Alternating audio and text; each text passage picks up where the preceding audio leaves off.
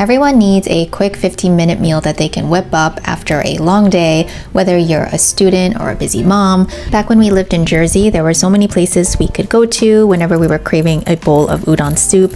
Now it's a little bit harder to come by here in Orlando, and they just don't taste as good. They're a bit overpriced. So naturally, we started making it at home using this box of shrimp tempura from Costco. Comes frozen. There are 30 pieces of shrimp in here, and I was very impressed by the quality of the shrimp.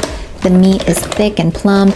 The outside batter stays nice and crispy. And if you are like me and you're not a huge fan of deep frying, then this is definitely a worthy substitute. These take just 10 minutes in the air fryer at 375. It's just enough time to make our broth. For our udon broth, we need 4 cups of water.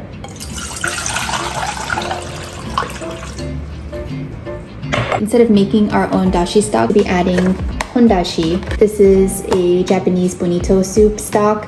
Very flavorful. You're going to just add 2 teaspoons.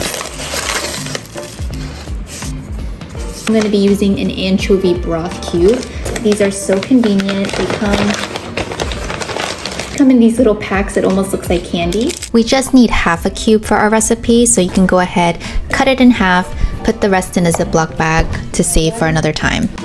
This can go into our water. The tablets just take a few minutes in simmering water to dissolve, and then we can season our broth with a little bit of soy sauce and mirin. The tablets are really just made up of dehydrated anchovy and other vegetables and aromatics. It's such an easy way to get deep, flavorful, umami-rich broth in just minutes. This one is for anchovy. You can also find like a tuna broth cube as well. Like this, which is like a general crab, like seafood packet. It has dried anchovy, kelp, and some dried crab in there as well. These come in these little packets. You just simply dunk this in water and you have the most flavorful broth. I'm also making some 7-minute soft-boiled eggs to top over my udon.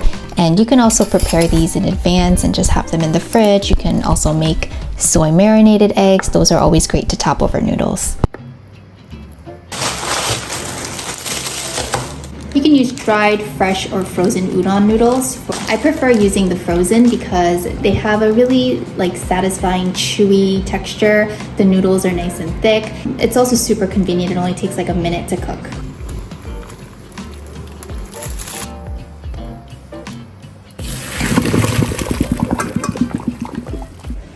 So our shrimp tempura has baked nice and golden. And of course you can just eat these on their own, but we are going to have them together with our udon. First goes our chewy, slippery, delicious udon noodles, our eggs and broth.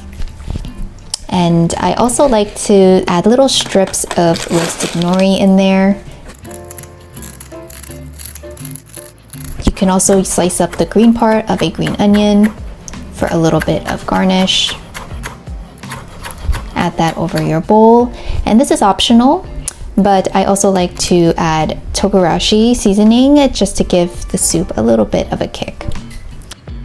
And that's it. Our udon soup is ready. And of course, in Asian culture, slurping is always seen as a compliment to the chef, so slurp away.